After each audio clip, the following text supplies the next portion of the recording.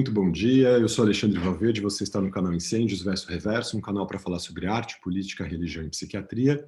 Estamos aqui eu, o Marcelo, a Silvia e o André, daqui a pouco chega o Paulo. Vou passar a bola aqui para a Silvia, que a gente tem um tema interessante para conversar hoje. Silvia, bom dia. Bom dia. Bom, eu vou ler dois pequenos excertos do texto do Plínio Marcos, que é um dramaturgo brasileiro, falecido já. Vamos lá. O primeiro texto, ele é um texto que chama Inútil Canto e Inútil Pranto pelos Anjos Caídos, de 1977. O Plínio Marcos fez esse texto a partir de uma rebelião que houve num presídio em Osasco.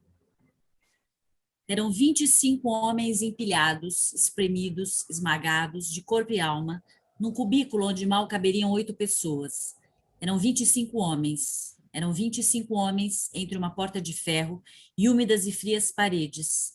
Eram 25 homens espremidos, empilhados, esmagados, de corpo e alma, mas o desespero, o tédio, a desesperança e o tenebroso ócio, numa imunda cela que mal caberiam 8 pessoas.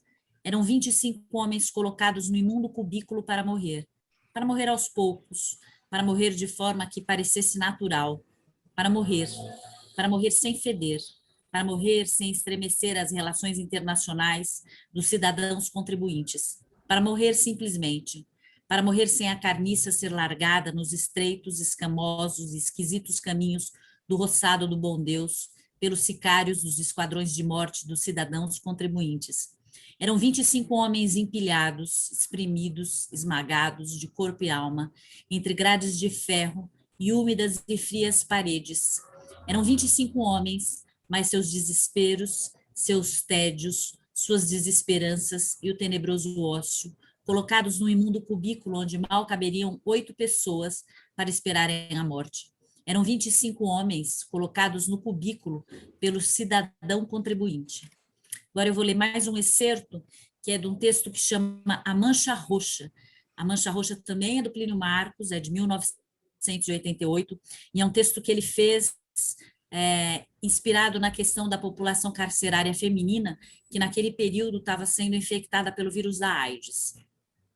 Muitas mulheres roxas, sem olhos, sem dentes, sem bocas, descaradas, sem cara, ficam pasmadas diante do espelho, sem reflexo, onde o tempo, frio, escoa no relógio sem ponteiro. Muitas mulheres roxas, seus amores, seus pecados, seus desenganos, o resultado, a mancha roxa. Essa é a história, sina, condenação de muitas mulheres roxas. Silvia, a gente estava conversando essa semana, né, para decidir qual ia ser o tema da nossa conversa, e a gente queria continuar, né, a discussão sobre a questão do bom ladrão que a gente tinha falado na gravação passada, né? Justamente daquela imagem que o Saramago estava desenhando, né, logo no início do Evangelho segundo Jesus Cristo, que faz a gente se sensibilizar com aquela imagem que a gente julga ser o Cristo, e aí ele diz então que é o bom ladrão, para pegar a gente justamente nesse lugar em que a gente começa a se compadecer, mas a gente fala, não, mas é o ladrão, então pera um pouquinho, não sei se eu vou gostar tanto assim. E aí a gente começou a pensar sobre essa questão dessa população que fica à margem, né? Que fica não, né? Que a gente coloca à margem também, e que exatamente porque está à margem começa a se comportar em relação a questões sociais que leva ela para o mundo do crime, que isso então vai fatalmente levá-la ou para a morte, né, ou para a prisão. E por que é tão importante a gente pensar isso, né? Estamos aqui falando sobre essa população carcerária por simples compadecimento, piedade, qualquer coisa nesse sentido, não. Tem uma questão social por trás disso que é super importante, super relevante, e é preciso dizer e falar sobre essas populações.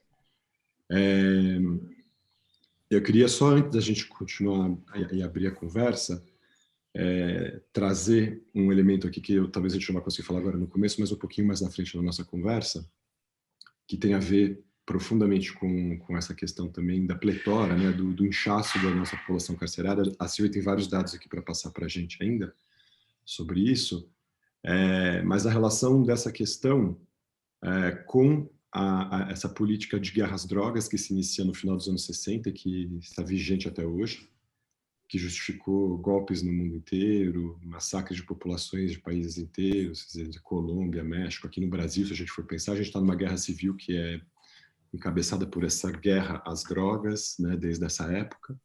E isso também provoca, né, esse aumento da população carcerária, tem uma relação muito direta com isso. E aí o tema que eu queria colocar aqui relacionado à psiquiatria, nesse sentido, quando a gente fala guerra às drogas, a gente está falando de psicotrópicos, né? A gente está falando de substâncias que as pessoas usam no seu cotidiano também, né? Antes, não esqueçamos que no começo do século XX o álcool foi considerado uma droga ilícita e também teve uma lei seca que também gerou uma guerra às drogas do álcool, vamos dizer assim.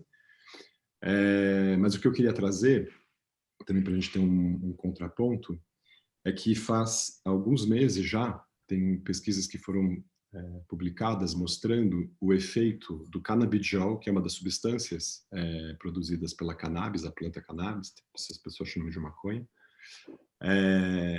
que tem um efeito protetor, não no sentido de evitar a Covid, mas no sentido de evitar, né, a infecção pela Covid ou a entrada do vírus no organismo, mas tem um efeito protetor no sentido de modular a nossa resposta imunológica e evitar aquilo que a gente chama de tempestade de citocinas, que é aquela reação mais abrupta do organismo que faz com que os quadros de Covid se agravem. Ou seja, o canabidiol, que é uma substância derivada da cannabis, que é considerada hoje uma droga ilícita, mas que a gente tem feito uma fronteira aí para tentar entender que essa substância é um medicamento, ela se mostra protetora para os casos graves. E isso não está sendo pautado, não está sendo comentado, não é uma política séria que leva isso em consideração, e eu queria abordar esse tema. Então, eu queria só que a gente ficasse com essa informação aqui, que a gente vai trazer eu vou trazer em vários momentos, mas só para a gente ter uma dimensão de que a gente vai conversar hoje sobre uma questão que é a população carcerária, todo o horror e a tortura que se produz nesses centros de detenção, e que a pletora dessa situação, né, o inchaço dessa população carcerária também tem a ver com essa questão da guerra às drogas, e eu não acho que é ironicamente, eu até poderia falar, nossa, curiosamente, ironicamente, mas não precisa ser propositado, assim. Há uma medicação produzida por uma planta que é considerada uma droga hoje e que tem um efeito importante sobre essa questão do coronavírus, isso não está sendo levado a sério. Que relação a gente faz entre esses três elementos, assim? Mas eu queria te passar a bola de novo, porque você tem informações tão importantes, assim, você trouxe dados tão bacanas, eu queria te ouvir um pouco mais também. Tá. É bacana essa questão que você colocou, porque realmente eu confesso que eu não tinha ouvido falar sobre essa informação, e é uma informação preciosa, né? Muito preciosa, até porque outros países do mundo já liberaram a questão do uso da maconha, né? E talvez estejamos atrasados, muito atrasados nesse aspecto. Eu queria trazer alguns dados aí da população carcerária. Eu fui à caça desses dados e esses dados me chocaram um pouquinho. Esses dados foram divulgados pela EBC, que é a empresa brasileira de comunicação. E são dados de junho de 2019, são os dados mais recentes que nós temos, infelizmente. Hoje, nós temos uma população carcerária de homens de 773 mil homens. Desse total, 253.963 ainda não foram condenados, o que significa 33,47% dessa população, é um número muito alto. Tem um outro dado importante, porque normalmente quando se fala de presos, se fala sempre dos homens, pouco se fala das mulheres, né? As mulheres encarceradas são absolutamente esquecidas. E eu queria trazer aqui um número das mulheres encarceradas. Um dado interessante que eu encontrei é que de 2000 a 2016, a população carcerária feminina cresceu 698%. É um número bastante alto. Diferente do que a gente possa pensar, possa imaginar, as mulheres, elas normalmente são encarceradas, tem um dado muito importante que tem relação com o patriarcado, é que as mulheres normalmente são encarceradas porque elas acabam entrando por crime, por conta de seus parceiros. A grande parte da população carcerária feminina está encarcerada porque se envolveu no mundo das drogas, né? Não que elas não cometam outros crimes, elas cometem, mas o maior número é por conta do tráfico de drogas, porque elas agem como mulas. E essas mulheres hoje, e também as mulheres entram para o crime para manter o sustento da família, o sustento dos seus filhos. Está muito associada a relação da mulher com a criminalidade com a questão do sustento. Hoje, as mulheres encarceradas somam 34 mil mulheres, também é um número alto. Tem um outro aspecto que nas pesquisas eu encontrei, é que na lista dos criminosos mais procurados no Brasil, existe apenas uma única mulher, que é a Maria do Pó, que é o apelido da Sônia Maria Rossi, que foi considerada a maior traficante da região de Campinas e líder da própria organização de narcotraficantes. Pesquisas demonstram que não é que, claro, as mulheres entram no crime com menos facilidade do que os homens, mas há uma indicação não, há um discurso de que as mulheres elas não são afeitas à violência, o que não é verdade, porque os estudos são parcos nessa área. Muitas mulheres estão no mundo da criminalidade, a grande maioria tem um dado que as mulheres participam ativamente, participam ativamente de organizações criminosas, como o PCC, ajudando na lavagem dos lucros, preparando e transportando drogas como mulas, atuando ainda sob a fachada de advogadas e quando elas ainda exercem atividades criminosas, além de permanecerem como as principais responsáveis pela introdução de celulares nas penitenciárias. Acho que aí esses dados dá para a gente começar a conversar um pouquinho sobre isso. Maravilha. Quanta coisa, né? E diga-se também, Silvia, a gente estava comentando isso antes de começar a gravar, da situação que tem acontecido nas prisões aqui do Brasil, acho que dois dados importantes, né? Um que a gente viu essa semana lá no Piauí, na cidade de Altos, 6 presos faleceram e pelo menos uns 50, se não me engano, tiveram manifestação de um quadro grave de deficiência de vitamina B1, que é o beriberi, e que pode levar à morte e que é indicativo da falta de nutrição adequada. Ou seja, essas pessoas encarceradas estão sendo mal alimentadas e propositadamente, porque sabe-se muito bem qual é o tipo de alimento que pode suprir esse tipo de carência, e eles estão comendo praticamente arroz branco com ar, né?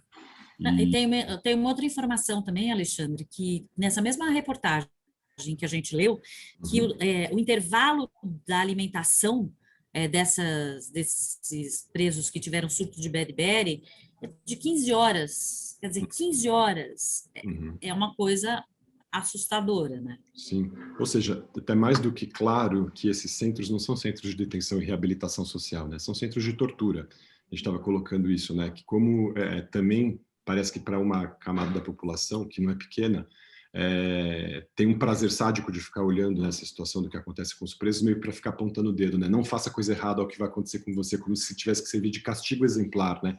Como um centro assim, olha, o que pode se produzir, porque a gente vai deixar você vivendo na masmorra, no inferno, se você fizer qualquer coisa de errado. E muitas vezes essa coisa de errado que a pessoa está fazendo é tentando ganhar o sustento, traficando droga que os brancos vão consumir e que não vai levar essas pessoas à cadeia, e que vai manter essa população, que na sua maioria é a população negra, apartada da sociedade, né? Uma grande muralha que existe na sociedade dividindo essas duas comunidades, e tem esse como que a gente pode dizer, né? Esse corredor para o cadafalso ali, né?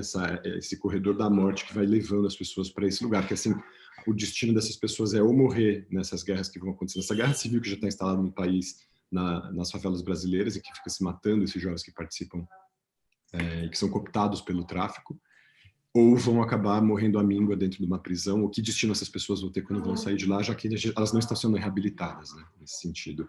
E só para lembrar que a gente fala tráfico, né, a gente fica com a imagem daqueles meninos com metralhadora na entrada da favela, nos corredores ali e tal.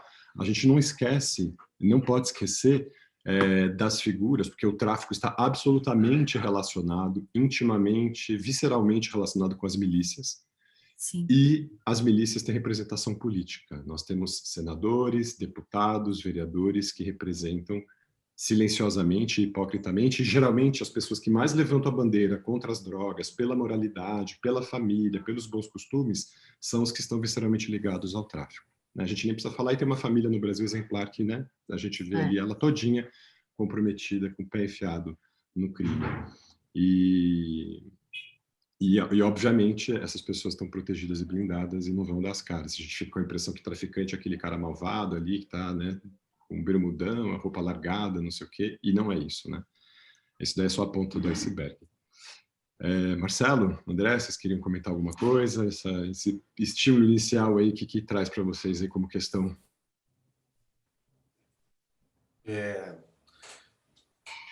Eu acho que esses dados que a Silvia traz, esse tema é um tema que, bom, enfim, daria para 3, 4 programas, infinitos programas aí, porque é um tema que dá para ter conexões complexas, né? E um fato emblemático é que o Brasil é o terceiro país do mundo que mais encarcera, e isso é importante. Porque à frente do Brasil você tem os Estados Unidos, que é o país que mais encarcera no mundo, o segundo é a China, que é um país mega populoso, né? E que tem um histórico de autoritarismo muito grande, né? E o Brasil que vem em terceiro. Então, são países mais populosos que o Brasil, autoritários também, e o Brasil é o terceiro. Existe um documentário na Netflix que é interessante, que eu indico todos a assistirem, que acho que até concorreu ao Oscar, se não foi o caso, que chama 13ª Emenda, de uma documentarista americana, que fala exatamente por que os Estados Unidos é o país que mais encarcera no mundo. Ela faz as conexões sobre isso, mas ela faz basicamente uma conexão com a escravidão nos Estados Unidos, sabe? A história da escravidão nos Estados Unidos. E diz que, por uma questão da política, principalmente na época do combate às drogas, nos anos 70, né? Nixon, a partir de Nixon, depois vem o neoliberalismo com Reagan e assim vai, houve um crescimento espantoso, até mesmo por uma questão econômica, né? Interesses econômicos, em que se prendia o jovem e o jovem negro, ou o jovem pobre, né? O jovem latino, e assim vai, e se criou uma população carcerária absurda nos Estados Unidos. Tanto que eles não sabem... Desculpa, Marcelo. Nos Estados Unidos as prisões são privatizadas. São Lembremos disso, é uma indústria... trabalhar. Exatamente, e eles trabalham como escravos para obrigados a trabalhar. mitigar, exatamente. Então é uma máquina, é uma grande indústria de trabalhadores escravos, essa que é a questão. Exato. E aí é uma coisa que até se discute aqui, que já se discutiu de fazer isso, de privatizar as prisões brasileiras, é uma coisa que, enfim... Então, esse contingente, né, da população miserável, o que fazer com essa população que mais atrapalha do que ajuda a sociedade é prender e transformar em mão de obra barata, ou seja, é a segunda escravidão. E o Brasil segue esse caminho, segue essa lógica, porque a gente não pode pensar que houve uma abolição da escravatura. Até hoje não houve, né? E criou-se um contingente de pessoas que vivem à margem da sociedade, nessas periferias, e que são, de certa forma, mão de obra barata para o sistema. E quando não se encaixam nisso, são descartáveis. Elas viram pessoas persona não grata para a sociedade. E o que fazer com elas? Tem que encarcerar, tem que sumir com elas, né? A gente tem aí, recentemente, um depoimento de uma apresentadora de TV que falou aí que... Exatamente. Por que não testar medicamentos com essas pessoas? Esse tipo de raciocínio, a gente fica... até mesmo acha um absurdo, mas quantas vezes a gente viu esse tipo de raciocínio? O que fazer com o preço? Por que não mata? Por que não manda para uma ilha? O que fazer com essa gente? Esse tipo de preconceito é muito comum, né, em determinadas classes, porque não nos diz respeito para algumas classes, né? Então, mais para quem vive ali, que tem... as classes mais pobres que têm um filho que está encarcerado, ou um irmão, né? Uma pessoa, tem muitas famílias que têm essa realidade, que vivem essa realidade, né? Então, é uma coisa muito violenta. Hoje nós temos que pensar o seguinte: o sistema carcerário está lotado, ninguém sabe o que fazer com isso, e no mês de março, 190% o crescimento de Covid, e ninguém fala disso. Ontem saiu uma nota que um líder do PCC, que está encarcerado há muitos anos lá, o principal líder, o único líder vivo, criador do PCC, né, criador, que é o tal do Geleião, né, ele está internado em estado grave de Covid, e não foi, a família não foi avisada, enfim, a família ficou sabendo através da mídia que o cara está internado já bem mal, assim. Então, o que acontece? É uma caixa preta, ninguém sabe o que acontece lá dentro. Então, para a parte da sociedade, a solução seria sumir com os presos, né? Que isso desaparecesse o problema. Mas o problema não desaparece, porque é isso, né? A solução não está em você encarcerar o que você vai fazer com esse contingente de jovens que, né, que trabalham ou que estão saindo aí, às vezes vão encarar, não tem um mercado de trabalho, vão para o desemprego, encontram aí uma vida fácil nas drogas, uma única opção, às vezes nas drogas, às vezes na malandragem, às vezes no De trabalho, roubo, às né? vezes trabalho para levar comida para casa, tal, a única opção. E aí o cara acaba sendo preso, como a Silvia falou, às vezes por um baseado, às vezes por uma receptação. Não estamos minimizando o crime de ninguém, mas muitas vezes sem julgamento, sem nada, e o cara ele é jogado numa panela do diabo lá, e aí que ele vira mesmo o gênero do crime, né? Então, essa discussão nunca foi feita no Brasil, né? E não foi feita nos Estados Unidos também, pelo que mostra o documentário. E a sociedade dos homens de bem não quer fazer essa discussão. Então, os direitos humanos virou uma palavra, né, assim, proibida no nosso país de uns tempos para cá, né? Então, essa questão que eu acho que é um pano de fundo terrível que a gente vive aí, né? Enfim. Eu André, queria trazer...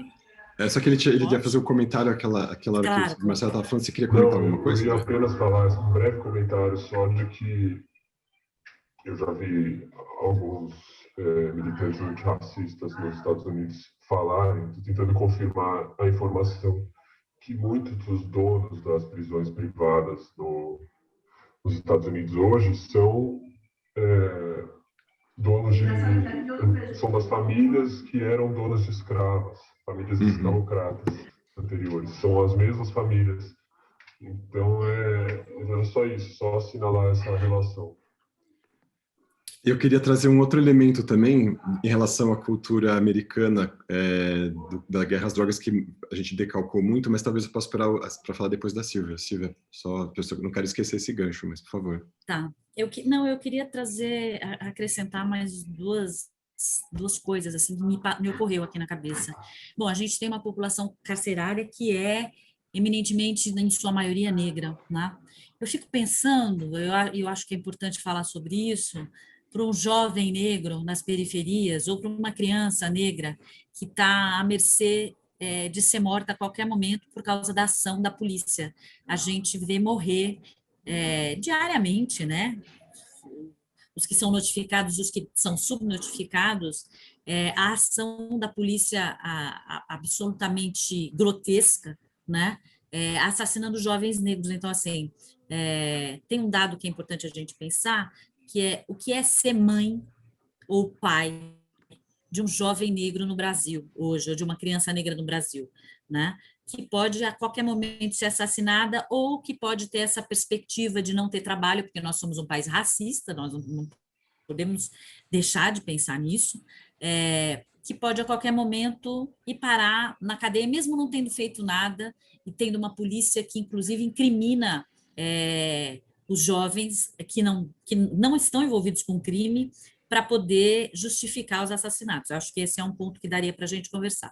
E um outro aspecto que eu acho importante trazer, eu fico pensando no cinema, na representação do negro no cinema.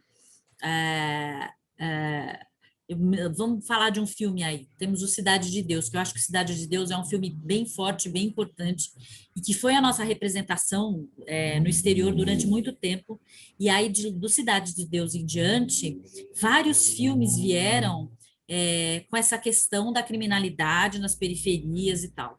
Tem um cineasta que eu gosto muito, acho que ele tem uma luta muito importante, que é o Jefferson D., que ele estava dizendo da importância de se trazer dramas familiares, dramas comuns da população negra, porque você não tem uma representação no imaginário de pessoas de uma vida comum, sabe? Assim, de um negro que não é bandido.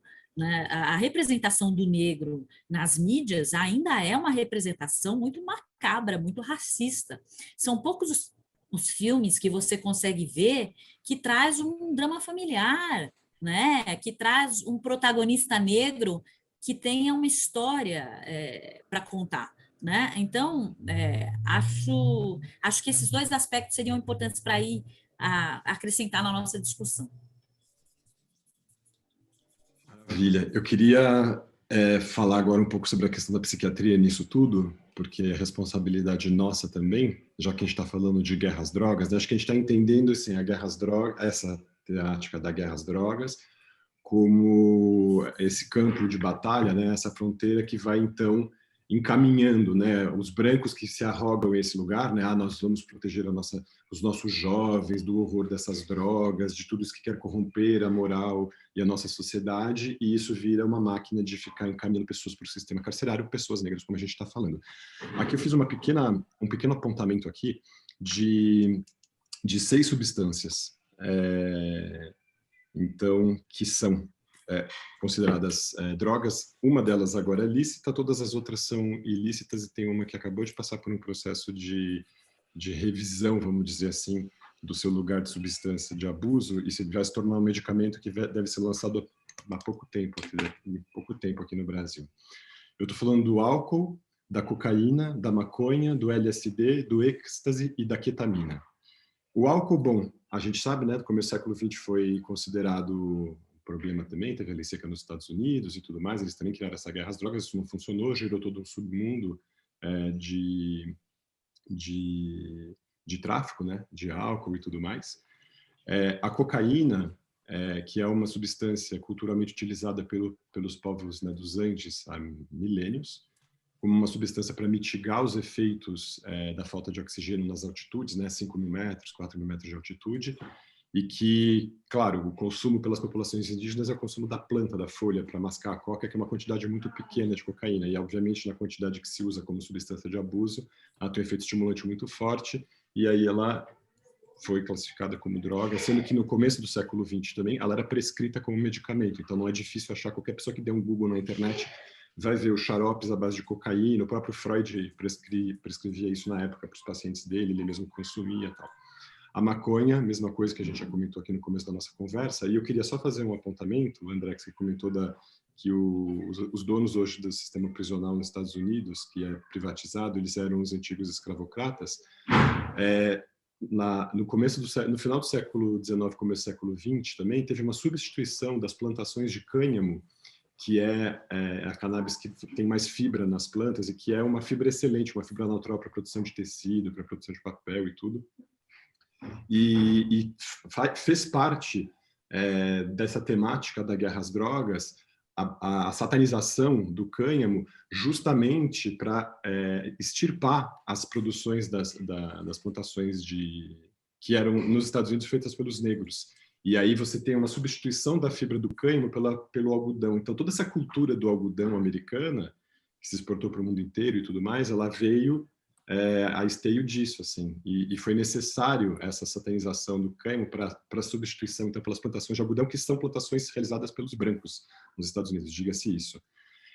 O LSD também é uma substância que foi sintetizada nos anos 60 por um acidente de laboratório na Suíça, e descobriu-se a potência dela, porque ela é um estimulante do receptor de serotonina no nosso cérebro, então ela cria uma situação de uma outra maneira de você sentir o próprio corpo e o ambiente e tudo mais, isso foi visto com muita ameaça, porque foi uma substância que começou a ficar em voga na época da guerra contra o Vietnã e tudo mais nos Estados Unidos, e as pessoas que usavam o LSD, elas se tornavam mais críticas em relação a isso, se negavam a essa política, né, de determinação de decretações. Aquele povo ele precisa ser atacado e tudo mais. As pessoas falam, não, eu contesto isso, não quero participar da guerra. E você tinha uma série de estudos, assim, você vê uma curva assim, do aumento de estudos científicos que aconteceu no começo dos anos 60 até o momento da decretação da guerra às drogas, do LSD como uma substância com potencial terapêutico enorme dentro do campo da psiquiatria para tratar situações traumáticas, casos de depressão grave e tudo mais. Isso foi abortado e está só sendo retomado agora, 40 anos depois. O êxtase, mesma coisa, uma droga sintética dos anos 80, 90, que hoje está sendo estudada como uma substância muito potente e benéfica para pessoas com transtorno de estresse pós-traumático. E a ketamina, que é um anestésico que se usa na veterinária e que foi usado por muitos jovens nos anos 90, anos 2000, como droga de abuso, e que hoje está se mostrando como um antidepressivo muito potente, que vai entrar no mercado agora com o nome recalchutado de escitamina, que é um antidepressivo que a gente usa de maneira inalatória, e que vai servir para tratar casos de depressão refratária. Então, o que eu quero dizer com tudo isso é que a gente está falando de substâncias psicotrópicas e que, claro, como qualquer substância e qualquer medicamento, a diferença entre um veneno e um medicamento é a dosagem que você usa e o modo como você aplica aquilo numa pessoa. Então, se você pegar a cocaína em quantidades muito pequenas, como as populações indígenas usam, ele é um medicamento para melhorar o mal da montanha, mas se você usa em quantidades excessivas, ele se torna uma droga de abuso. O êxtase é a mesma coisa, o LSD é a mesma coisa, quer dizer. E aí, a minha questão agora, em relação a isso, acho que a gente poderia fazer um episódio sobre cada tema, falar sobre LSD, falar sobre o êxtase, falar sobre a cetamina, mas eu queria voltar de novo para a questão da cannabis aqui, porque ela está muito central nisso tudo que a gente está vivendo, exatamente por aquilo que eu trouxe no começo. Ela não só tem também servido como justificativa para encarcerar muita gente, porque você pega a pessoa com 2, 3 gramas de maconha, se ela é branca, você dá uma bronca, se ela é negra, ela vai para a prisão. Então, isso serve como motor para manter essa indústria do encarceramento, mas há essa situação que precisa ser dita. E os médicos não estão falando o suficiente, os psiquiatras não estão falando o suficiente, a mídia não está falando o suficiente.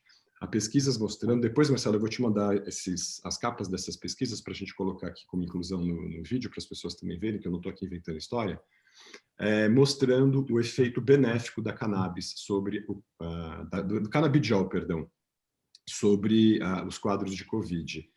Importante que se diga, do canabidiol, não é do THC. Grosso modo, a cannabis, a maconha, ela produz 2 substâncias principais e tem outras tantas substâncias que são menos relevantes, menos conhecidas e tal, que é o canabidiol e o THC.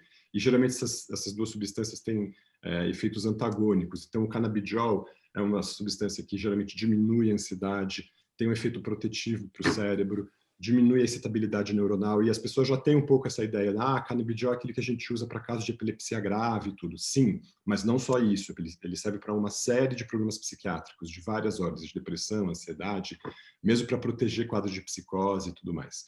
E o THC é o componente que deixa a pessoa mais excitada, tem um efeito alucinógeno, que deixa a pessoa mais estimulada e tudo mais. O THC parece que se mostra negativo em relação à evolução da Covid, porque ele pode aumentar a resposta, piorar a resposta inflamatória, mas o canabidiol não. Então, também o que eu estou dizendo aqui não é assim, pessoal, vamos lá, todo mundo vamos começar a fumar, maconha, não sei o que vai tratar a Covid. Não é isso, porque a substância relevante e importante é o canabidiol. E a extração dele não é simples, mas ela também pode ser feita em casa, por exemplo. Se as pessoas soubessem fazer isso, elas poderiam usar. E por que eu estou dizendo isso daqui? Porque quando eu li essa notícia, eu fiquei com uma sensação assim, bom, a gente está com uma série de dificuldades para entender que destino a gente pode dar para o tratamento, né, dessa Covid. Então fica essa história de, é a vacina assim, é a vacina assado, tem o tal do tratamento precoce com antiparasitário que não funciona, então vamos repetir de novo, não usem medicação antiparasitária para a Covid. No começo da Covid ano passado, algumas pesquisas mostravam que in vitro, no laboratório, aquilo poderia ter algum efeito. Porém, de novo, a dose que talvez fosse eficaz, talvez, para a Covid é uma dose tóxica. Então, aquilo deixa de ser medicamento e passa a ser veneno. Pessoas que tomam 18 miligramas de vermectina para uma parasitose ou a sarna, qualquer coisa nesse sentido, estão tomando uma dose adequada da ivermectina. O que está se prescrevendo é uma dose 5 vezes maior. Por isso que as pessoas têm feito hepatite medicamentosa por conta dessa medicação. Então, que se diga isso o tempo todo. Não adianta considerar que porque uma substância parece que mostra algum resultado ali, ela pode ser boa porque a dosagem adequada talvez intoxique e mate essa pessoa.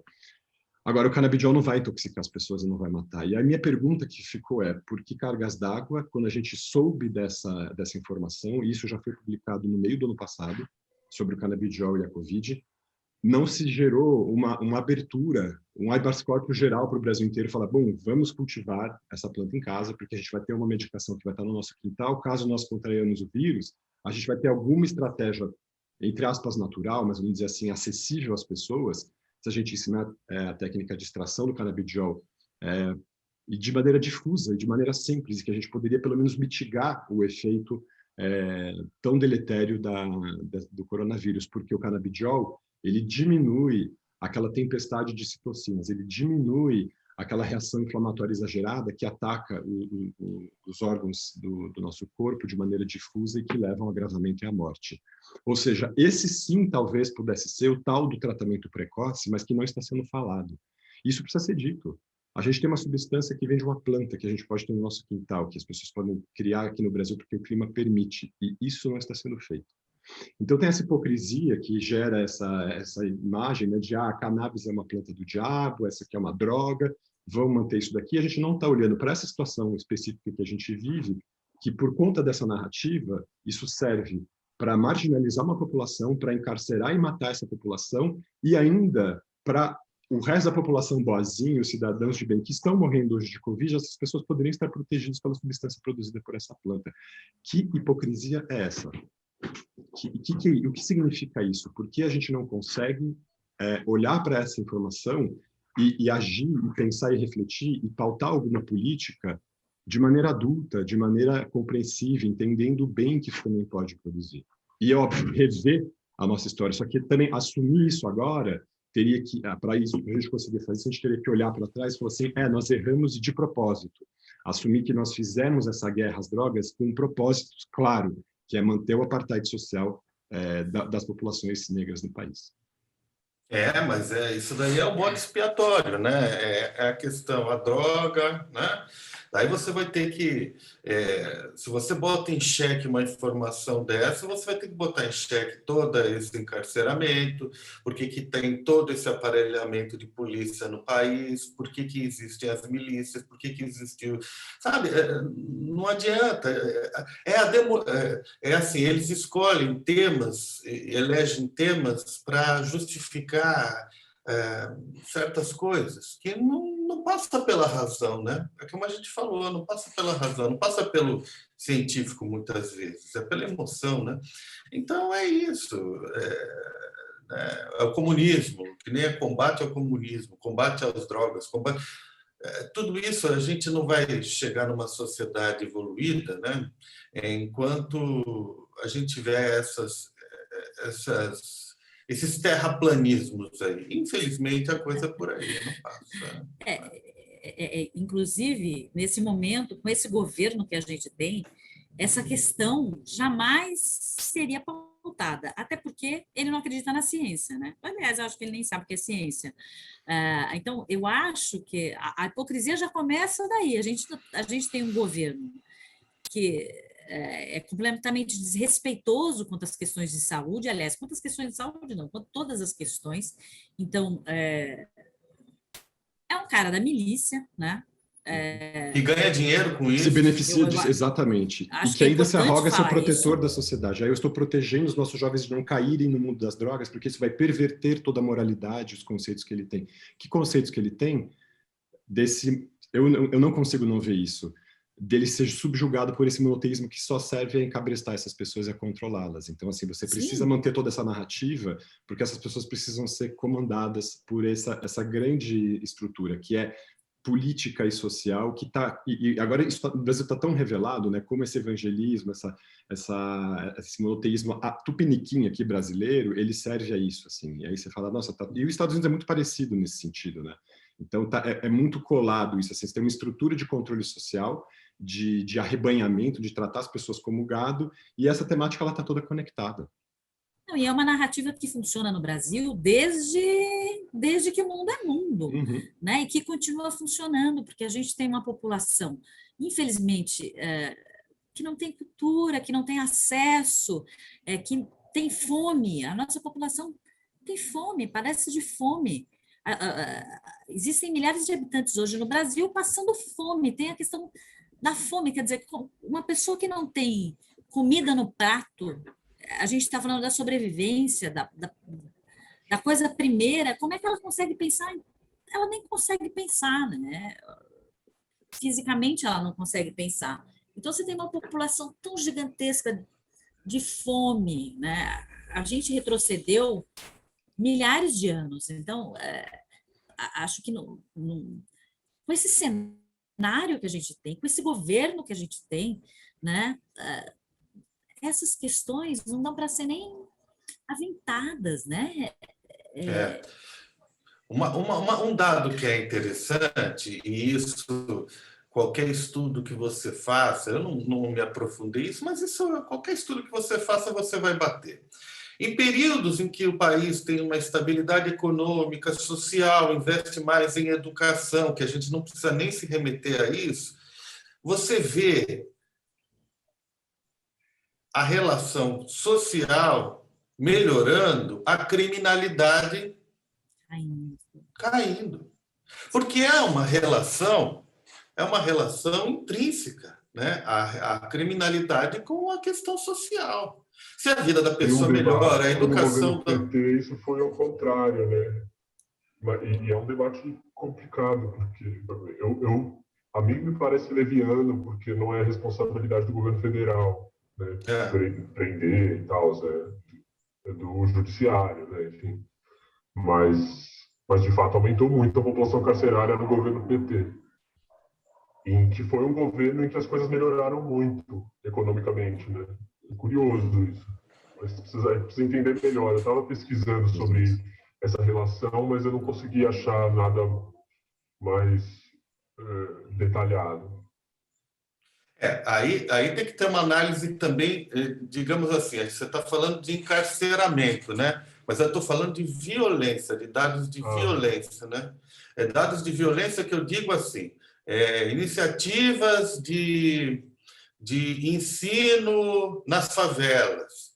E isso também, você falou uma chave importante, também parte muito dos governos estaduais, municipais, legal. E eu não estou falando primordialmente também de PT aqui, mas enfim. O que eu acho é que é o seguinte, se tivesse vontade política em lugares, vamos pegar mais lugares locais, prefeituras ou governos que investiram em educação e não sei o quê. E isso, se você for atrás de dados locais, municípios e governos, aí você consegue ter mais efetividade do que um governo federal, porque ele não tem realmente esse tipo de aferição. Mas em governos e municípios que investiram nisso, é incrível a mudança de vida das pessoas. Por exemplo, você começa a oferecer educação para o cara. Você começa a oferecer, sei lá, um auxílio, uma coisa. Tal. O cara começa a ter uma alternativa possível de falar, bom, eu não vou... Claro que também eu não vou ser romântico aqui de falar que o cara recebendo uma cesta básica vai ser uma alternativa para o cara que ganha em avião uma grana ferrada para o crime, entendeu? Mas, realmente, você começa a oferecer uma alternativa em lugares onde não há, né? Então, eu acho que hoje o que a gente vê isso daí a única alternativa possível para você evitar esse encarceramento é uma política nacional, e quando eu digo nacional tem que ser local, das prefeituras, municipal, governamental, tudo isso, para criar alternativas de educação e e tentar barrar um pouco isso, né? O Rio de Janeiro é um caso muito emblemático, porque, isso daí nunca foi levado a sério no Rio de Janeiro. É quase que é um caso perdido, vamos dizer assim, no Rio de Janeiro. Entra governo, sai governo, ninguém consegue enfrentar esse negócio. Parece uma coisa cravada ali. Agora, no outro episódio, eu cheguei a falar até mesmo que mudam-se as quadrilhas, né? Agora tem a quadrilha dos evangélicos, lá, o cara que bota a estrela da Davi, muda-se as quadrilhas, mas o crime continua o mesmo, cara. É incrível. Sai o cara, mas o crime aumenta, o crime vai se empoderando e tal. Parece que ninguém. Agora, a chave está no conluio, muitas vezes, do crime com as milícias, e as milícias ter representação na prefeitura, na Câmara, no governo, e tal. Representação política. E aí ninguém pode botar a mão, cara. Então... Agora, Marcelo, eu queria pegar uma carona do que você está falando, que eu acho que tem muito a ver. Eu acho que a gente não pode esquecer que nos últimos anos a população, os negros na universidade aumentaram bastante, né, na universidade pública. E isso é reflexo de políticas governamentais. A gente não pode esquecer que ainda é um número pequeno, claro, mas houve uma mudança, e isso é uma mudança de paradigma no país, porque a Universidade Federal nunca esteve a serviço da população pobre e nem dos negros. E isso mudou, é um número pequeno, mas não importa, já é uma mudança. Silvia, uma mudança que a gente regrediu. Desculpa te interromper, eu estive conversando com o advogado da Educafro e ele falou uma coisa muito importante. Tem gente que mistura e que é contra as cotas dos negros porque acha que a universidade tem que ter a meritocracia, que é essa coisa, essa visão antiga, essa meritocracia no Brasil não dá. Né? Então, justamente porque um estudante que teve escola privada, que custa R$3.000 depois faz um cursinho de R$5.000 por mês. Você acha que um cara que sai da favela, que teve uma educação pública, que não sei o quê, você vai falar em meritocracia com um cara desse? Então, o cara que não aprendeu o verbo to be. O cara não aprendeu o verbo to be. As cotas, eu acho que tem uma questão muito acertada nas cotas, entendeu? Uma questão muito acertada. E a gente vê que os alunos das cotas que saem das faculdades, muitas vezes saem muito bem da faculdade, entendeu? A gente tem que ter uma aferição disso, mas saem muito bem, saem por aí como profissionais, e aí você está dando uma oportunidade para o cara inserir na sociedade de um modo que ele não teria antes. Então, eu acho que esse tipo de exemplo, que é pequeno para a sociedade, se a gente for comparar o que é as pessoas que estão saindo da faculdade e o pessoal que está entrando na faculdade do crime, que são as penitenciárias, infelizmente, a gente perde de lavado. O negro ainda está na cadeia, né? Sim. Infelizmente. Mas tem gente que ainda tem esse discurso contra as cotas, entendeu? E isso é uma visão um pouquinho aquele resquício da coisa da escravidão na nossa sociedade. Por isso que eu quero voltar a essa questão da representação do negro na mídia, né? Porque esse também é um problema. A gente tem cinema que é feito ainda pelo branco. Então, você não vai ter dramas comuns, assim, porque o que acontece é que, infelizmente, a visão do branco sobre o negro é uma visão estereotipada. Eu acho que isso está mudando aos poucos. Mas por quê? Porque você começa a ter... Claro que o Jefferson D vai defender histórias, né? Agora ele está fazendo uma história do Gama, está fazendo um filme sobre o Gama. E é claro que a gente precisa ter esses exemplos, essas histórias, mas porque é um negro, é o horizonte de um negro falando sobre a sua negritude. Então, é importante isso, né? A representatividade é uma coisa extremamente importante no nosso país. Eu diria que essas imagens, elas são fetichizadas, né? Tem essa questão também, né? E como é fetichizado, eu estava anotando aqui uma outra questão também, quando o Marcelo comentou um pouco atrás sobre quando isso começou, Você falou também, Silvia, que teve um retrocesso nosso, né, social de milhares de anos. Aí, quando você falou milhares, eu fiquei pensando, nossa, será que a Silvia exagerou? Eu falei, não, é verdade, a gente está voltando Não, para a Idade das exagerei. Pedras. Exatamente, quando a gente começa a pensar que pessoas hoje estão sendo entubadas pela Covid, amarradas nos leitos porque a gente não tem medicação para dar, a gente voltou para antes da antiguidade, porque os gregos já usavam morfina. Ou seja, a gente está ali para mais de 2.000 anos atrás, né? Nesse sentido. E aí, só para comentar, Marcelo, a tua fala em relação a quando começa a questão da guerra às drogas, eu acho que a hora que entrou ali, quando os portugueses invadiram o Brasil, né? Quando vieram com a cruz e com a espada e com a Bíblia, e aí você começa a impedir toda a estruturação cultural e social que se dava aqui. E aí eu queria só apontar de novo, por causa dessa questão da fetichização, duas substâncias psicotrópicas que eram usadas culturalmente aqui pelas populações indígenas, e que estão sendo resgatadas agora o uso disso, mas um uso fetichizado também extremamente problemático, que é da ayahuasca e da psilocibina, dos cogumelos, né, que são... A ayahuasca é um cipó que cresce aqui na Amazônia, né, junto com uma outra planta, a composição disso, que são psicotrópicos que têm um efeito antidepressivo muito potente, e a psilocibina que também que vem do cogumelo, né, do psilocibes, que também tem um efeito antidepressivo que se liga ao receptor de serotonina. Até, cientificamente, a gente até sabe o que essas substâncias fazem, mas elas também foram esquecidas e relegadas, e agora elas são recuperadas com esse fetiche de que coisa legal, que xamanismo e tudo mais, como a cannabis também, nesse sentido. Se a gente for pensar como a cannabis era plantada nos Estados Unidos, estou usando o exemplo americano porque acho que é mais visível, porque os americanos abriram o mercado deles para cannabis, né? Hoje, antigamente, quem plantava no século XIX eram os negros, estava ligado à cultura negra, da resistência negra americana. Isso foi satanizado, foi feita essa varredura, vamos dizer assim, esse encarceramento lá. E agora quem comanda e quem planta a cannabis, que está virando um mercado bilionário nos Estados Unidos, não só lá, mas no mundo inteiro, são os brancos. E aí eu queria só apontar um fato aqui que se produziu no Brasil faz um mês, mais ou menos. A Associação Abrace, brasileira, que produz, eles têm a liberação para plantação e produção do óleo de cannabis no Brasil, estava sendo perseguida pelo governo federal, eles estavam sendo ameaçados de fechamento, e eles cuidam de mais de 40 mil pacientes, se eu não me engano. E por quê? Olha que curioso, porque assim, existem várias empresas agora americanas e de outros países que produzem cannabis que estão tentando vender o óleo de canabidiol aqui no Brasil, por um preço totalmente exorbitante, R$3.000 um frasco, que dá para 1 ou 2 meses de tratamento. E essa associação brasileira, ela produz por 1/10 desse preço. Que curioso, né? Quando você tem uma empresa brasileira que tem autorização, produz um composto de ótima qualidade e que oferece de uma maneira muito mais acessível do que essas empresas estrangeiras, ela é perseguida pelo próprio governo federal. É coincidência isso? Não sei, exatamente. Que governo federal é esse, né? Que Exato. Governo. Mas que não foi atrás das empresas que cobram R$3.000 o frasco. É a Pátria Armada Brasil.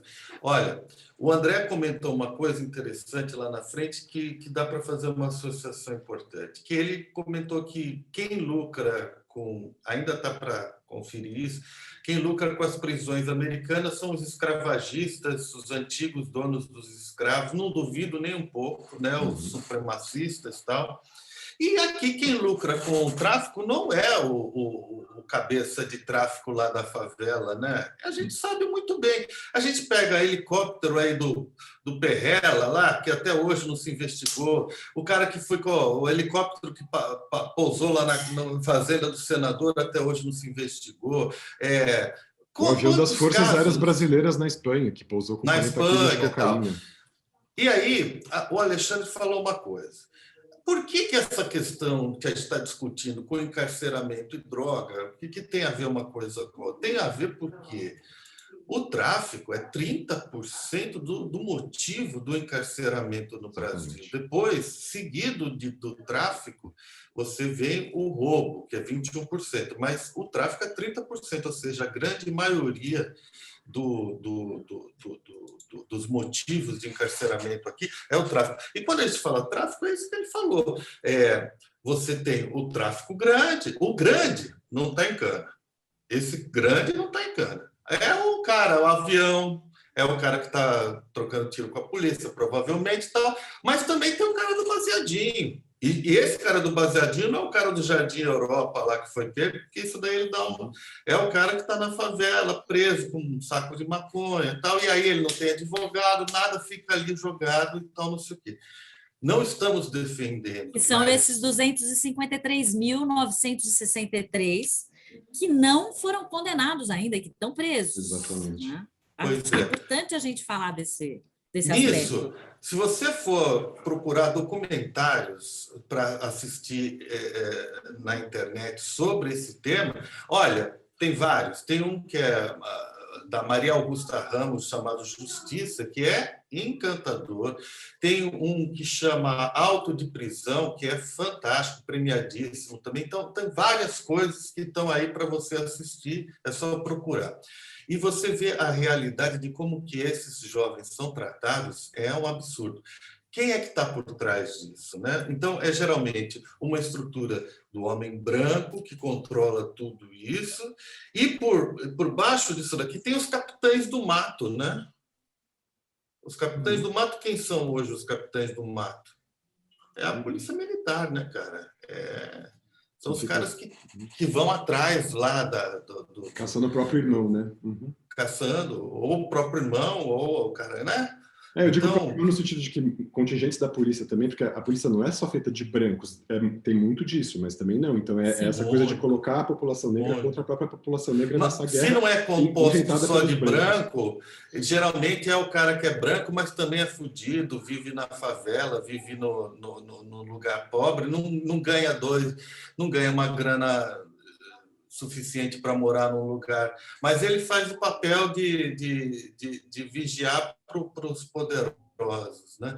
Então é isso, existe toda uma construção de um pensamento, de uma sociedade que é para manter essa estrutura funcionando. Temos que prender, temos que punir, né? Temos que entrar, parece aquele texto do Foucault, né? Vigiar e punir, né? E é isso, cara. Isso daí é desde que o mundo é mundo, né? Eu queria colocar de novo a responsabilidade da psiquiatria nessa história, porque assim tem pessoas que vão usar o discurso religioso, então, né? Porque a droga desestrutura a moral da pessoa, essa temática toda fantasiosa. Mas se a gente quiser olhar, aí também tem muita gente que vai alegar uma visão científica nesse sentido. Não, mas olha só, os psiquiatras falam do quão perigoso isso é para a nossa juventude, para as nossas pessoas, para os nossos jovens, as nossas crianças ficarem expostas a isso e aquilo outro. A psiquiatria, de novo, eu falo sempre assim, ela não se apropriou da experiência que essas substâncias produzem e não entendeu como ela pode inserir isso dentro da própria prática. Eu falo que a gente trabalha com a solidão humana, né? A psiquiatria é a ciência da solidão, esse é o conceito do professor Vandenberg do começo do século XX, é lindo, mas a psiquiatria não se apropriou dos processos jubilosos e não entendeu o que ela pode fazer com isso. Se a gente tivesse será que os psiquiatras vão um dia assumir essa posição de cuidar desses processos? Hoje, por exemplo, no Uruguai, que tem um uso liberado da cannabis, você tem uma situação intermediária em que a pessoa tem a liberdade de fazer a utilização que ela quiser, e se ela entra num uso nocivo, algum uso problemático, um psiquiatra intervém ali para evitar que aquela situação caminhe para um problema de saúde e tudo mais. Mas, independente disso, a gente não tem, dentro da psiquiatria, para além da descrição das psicoses que os usos das substâncias podem gerar, ou das síndromes de dependência que essas substâncias podem gerar, você não tem um discurso cuidadoso, geral, eu estou dizendo, né? Tem um outro colega aqui que é um pouco mais ousado nesse sentido, mas a psiquiatria como ciência não conseguiu observar, se apropriar e compreender esses fenômenos e entender isso como um recurso, vamos dizer assim, que também pode ser terapêutico e que tem que ser, sim, apropriado cientificamente pelos colegas. A gente vai ter coragem de fazer isso? A gente vai ter coragem de se opor e entender que a gente também pode dar a nossa contribuição para acabar com essa lógica que gera esse território onde, né, o território dessa criminalidade, das drogas, não sei o quê, e que aí gera esse mercado de submundo, né, tudo às escondidas, e que vai alimentando essa máfia. Nós, psiquiatras, temos uma responsabilidade absoluta nisso. Que colegas estão dispostos a romper esse ciclo? E a falar assim, não, a gente vai lutar então agora, por uma sociedade que não é hipócrita e que vai reconhecer que isso faz parte da experiência humana, a experiência com esses psicotrópicos, a gente vai cuidar dessa experiência, para que ela não seja nem sequer satanizada e também não tampouco fetichizada. A gente tem que tomar cuidado com essa questão também.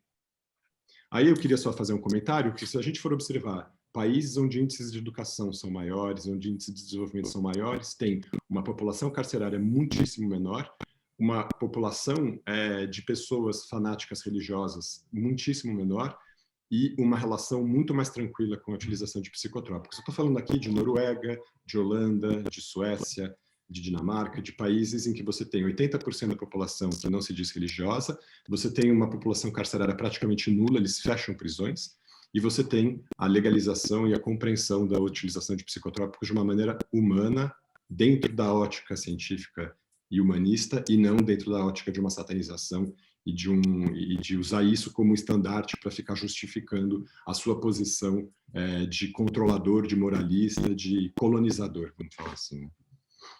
Falar nessa questão humana, eu queria só deixar aqui uma reflexão de que eu acho que a gente esquece, a gente enquanto sociedade esquece que essa população carcerária trata-se de seres humanos, embora eles tenham cometido crimes, existem lá seres humanos que podem estar, inclusive, com problemas de saúde mental, né? E a gente não olha para isso. Tanto não olhamos que temos uma apresentadora com grande representatividade no Brasil, né? Embora eu posso não achar que não, mas milhares de pessoas ouvem essa mulher e acreditam no que ela fala, dizendo as barbaridades que ela disse recentemente. Então, acho que vale a reflexão de que tratam-se de seres humanos, e seres humanos iguais a nós. Muito legal você ter trazido essa questão, Silvia. Eu tinha feito uma anotação disso quando o Marcelo comentou também, dessa ideia utilitária das pessoas. Isso é terrível, né? É uma objetificação abominável, né? Pensar que a gente pode dispor do corpo de alguém, e a frase foi que aquela pessoa pelo menos seja útil uma vez na vida, né? Já que ela fez tanto mal para a sociedade, que então ela deu o corpo dela para o bem do coletivo, e ainda numa visão que fica querendo passar um paninho e ilustrar essa aberração fascista, né? Desse tipo de lógica, como se primeiro os corpos tivessem de ser úteis para quem? Que lógica de utilidade é essa? E aí é só para falar dessa figura, justamente, da Rainha dos Baixinhos, que fala uma aberração dessas. Quando eu era criança, nos círculos de psiquiatras que eu frequento desde criança, porque meu pai é psiquiatra e tem um monte de amigos psiquiatras e tudo mais, a discussão que eu ouvia era o efeito deletério da conduta dela, de exposição do próprio corpo, da sexualização das crianças, o quão mal isso poderia produzir para gerações inteiras da qual eu faço parte, e que aí como a gente vai medir isso? Como a gente vai medir também, de novo, a fetichização, a objetificação, e o quão mal isso fez para gerações inteiras, para a população. Imagina a quantidade de adolescentes, hoje são pessoas de 40 anos, entre 35 e 45, eu diria, que foram afetadas e que tiveram a vida sexual determinada por esse tipo de comportamento dela. Qual foi a utilidade dela para esse país, para essa geração nesse sentido? Que mal ela produziu? O crime dela foi julgado, foi avaliado? Alguém conseguiu medir isso para dizer assim, nossa, olha o que você mal ela produziu. continua produzindo, desculpa te interromper, que mal ela continua produzindo com uma frase infeliz, então ela como essa que ela proferiu. Ela se julga melhor que os outros porque ela conseguiu ficar bilionária com esse mal que ela produziu, e esse mal Mas veja, eu ainda insisto que é uma frase infeliz, mas é uma frase muito comum de ser dita em certos meios, é um pensamento muito comum de ser colocado, porque é um pensamento que é utilitário, como vocês falaram, é utilitário, que faça alguma missão aí na vida. Especialmente. Oi, só desculpa. que a Xuxa estava se descolando dessa ideia, né? Ela estava tentando se vender como uma pessoa progressista. Exatamente. Ela até faz todo um preâmbulo, né? Eu vou falar uma coisa agora que vai incomodar o pessoal dos direitos humanos, mas eu vou falar assim mesmo, querendo fazer passar a ideia de que ela está fazendo um movimento de liberdade do pensamento dela, como se ela tivesse um arrobo ali de inteligência e tudo mais, e na verdade é pura perversão mascarada. Essa que é a questão. Quando a gente olha para uma outra pessoa como objeto, quando a gente tem uma relação utilitária com uma outra pessoa, nós estamos sendo perversos, não tem outro nome. Isso tem que Na ser dito. verdade, Essa isso é é a um questão. A pensamento... Xuxa foi perversa. Assumamos, essa pessoa ela é Podia perversa. podia ter saído da cabeça do Mengele, né? Não, verdade. Mas sai da Isso cabeça daí, do Mengele. de um Mengele, né? Porque isso é o que os nazistas faziam. Ele pegava o corpo dos prisioneiros e fazia um teste de vamos testar aqui vacina contra sei lá, contra isso, o efeito da radioatividade e tal, já que eles vão ser mortos, né? E não sei o quê. É isso, gente. Então, no momento em que a gente está vivendo uma crise humanitária, uma crise sanitária sem precedentes, né? Precedentes, a gente teve Eu estava pensando há uma coisa 100 agora. anos atrás. Desculpa, Marcelo, perdão. Pode completar isso daí. Não, eu ia dizer assim, não adianta a gente colocar maquiagem, né, ou o cabelinho loirinho jogadinho de lado, ou a xuxinha, ou bota ali um rostinho bonito, uma roupinha lá para disfarçar o fascismo e a perversão. Não adianta a gente colocar uma cruz no pescoço ou ficar segurando uma Bíblia na mão achando que isso vai maquiar o fascismo. O comportamento vai continuar sendo fascista. O pensamento utilitário, a desumanização do outro, a perversão é fascismo. Então não adianta você ficar segurando cruz, Bíblia, maquiagem e achar que isso vai te disfarçar e que ninguém vai perceber. O tempo revela a perversão dessas pessoas, que isso seja dito. Eu sou de uma geração que não viu Xuxa, né? Na minha infância eu nunca acompanhei Xuxa, conhecia a figura, alguma outra polêmica, mas eu gosto muito de assistir programas antigos da TV aberta para tentar entender a mentalidade do Brasil, do brasileiro, porque eu sei que isso é muito fundamental na constituição do imaginário nacional, etc.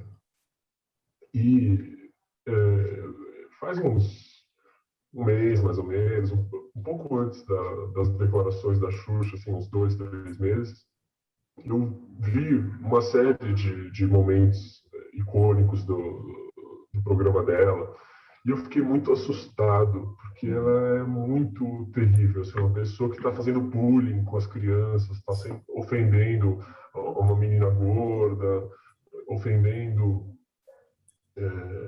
enfim, humilhando todo mundo o tempo todo. É um negócio que me assustou muito. Eu não sabia que era assim, tão violento o programa dela. Eu diria que foi uma droga legalizada, difundida para todas as crianças desse país. É nesse sentido que eu estou falando do dano que isso provocou. É nesse lugar, assim. Essa adicção, as crianças assistiam a Xuxa como adictas, como drogadas, e a gente fez isso deliberadamente.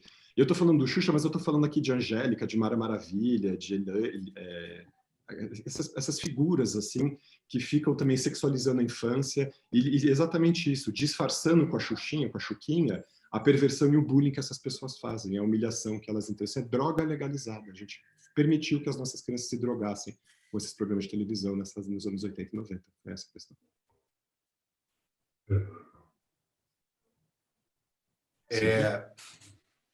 Não, eu sou suspeita porque eu detesto a Xuxa. Eu tenho aversão, sempre tive, e essa frase só piorou.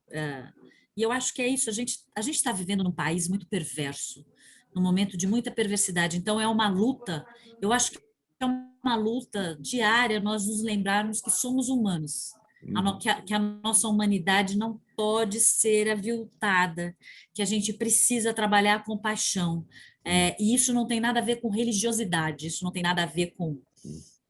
Não tem nada a ver com isso tem a ver com humanidade. Eu acho que a gente precisa, todos os dias, acordar e trabalhar a nossa humanidade, para que a gente não caia nessas perversões, porque a perversidade está se tornando tão comum na nossa humanidade, assim, no nosso cotidiano, no número de mortos, que parece que é normal. Então, qualquer aberração que se fale hoje, me parece que é normal. Só para finalizar, assim, o caso dessa criança que foi assassinada pelo pai e pela mãe, né? Pelo pai, pela mãe e pelo padrasto. Como se fosse a coisa mais comum. E a gente ouve isso e parece comum. Então, assim, eu acho que a gente precisa cada dia mais olhar pela nossa humanidade e ter compaixão pelo outro. De passagem, enfim. essa é muito interessante que a gente podia talvez até falar sobre isso no próximo encontro. Muito legal que você trouxe esse caso é duríssimo, um caso de uma violência atroz contra uma criança, produzida no Rio de Janeiro, que é esse estado extremamente nevrálgico do Brasil, e essa criança foi torturada por um vereador ligado ao bolsonarismo, às milícias bolsonaristas. Diga-se de passagem, esse caso ainda vai revelar muita coisa sobre a estrutura política desse país. Ainda não está sendo dito tudo que precisa ser dito, não. Deixa eu só pegar um link aqui, até que a gente já vai terminar, mas o texto que a Silvia colocou lá na frente, eu esqueci de comentar, mas ele me traz uma reflexão importante para os dias de hoje, embora tenha sido feito em 77, né? Que o Plínio Marcos é um cara universal, ele vai durar o eterno. É incrível o poder de comunicação que ele teve e que tem. Ele trata da desumanização do ser humano, né? Trata disso, e é o que esses presos, que hoje, um lugar que cabia 8 presos, cabe 25, tinha 25, e hoje num lugar que cabe 8, não tem mais 25, talvez tenha 50. Então, você vê que hoje, nossa capacidade carcerária é 400 mil, tem 750. Ou seja, nós estamos com o dobro de número de presos para 400 mil. Isso é uma desumanidade já, como o André falou, não é de hoje, não vamos falar que esse é um problema dos dias do Bolsonaro, já vem de vários governos. Não é de hoje, é de vários, é um problema da sociedade brasileira que não resolveu até hoje, entendeu? E esse fator da desumanidade só se vem agravando. Eu acho que a gente está chegando num ponto com o Bolsonaro ele tem, de certa forma, aí um ponto que é importante. A gente está chegando num ponto de ruptura da desumanidade. Quando a gente passa por uma pandemia em que a gente vê um monte de gente morrendo e morrendo aos borbotões, e isso vai adensar, infelizmente. E o cara caçoa, e o cara vem na tua frente e faz isso. A gente está chegando num ponto em que o elástico está se esticando. E que esse elástico está chegando ao ponto de se romper. E aí eu gostaria de fazer uma pergunta que a gente podia debater num próximo episódio. Até que ponto você iria pela sua humanidade? Porque daí tem uma relação com o que esses presos passam. Tem uma relação com essa geração atrás que pegou em arma para lutar. O Paulo falou uma coisa lá, por muito menos, nego pegou em arma nesse país para enfrentar um regime militar. E a gente aqui está assistindo aqui tudo isso acontecer, gente morrendo, gente vendo, e me parece que nada se move. Então eu fico pensando, até que ponto você seria capaz de ser humilhado, de ser jogado, quantas pessoas podem caber numa cela amontoadas, até quanto vai sua dignidade para você, até que ponto vai sua humanidade? Quando começa a nossa insurgência, essa que é a nossa, até onde a gente vai isso tolera para não irromper numa revolução. Ótima pergunta, Marcelo. Já são 10h05. Eu já anotei, tá? Vamos lá. Alguém gostaria de finalizar? Só pensando aqui que a gente já está com o nosso horário. André, Silvia, tranquilo? Não? Eu quero só deixar reverberando essa questão da nossa humanidade, sabe? Da compaixão, da gente atentar para a perversidade. Acho que esses são aspectos importantes da gente pensar todo dia. A gente está fazendo uma grande educação sobre isso, né? Sobre o aprendizado da violência, né? E do quão isso pode se enraizar na nossa vida, a gente tolera e normaliza. Isso é super importante. A gente está fazendo, acho que no fim acaba sendo das razões desse canal, eu acredito até. A gente poder falar sobre isso e tematizar isso e tentar difundir, né, essa crítica em relação a tudo isso. Eu queria agradecer a presença de todos, agradecer você que está nos acompanhando. Se você gostou do vídeo, compartilhe.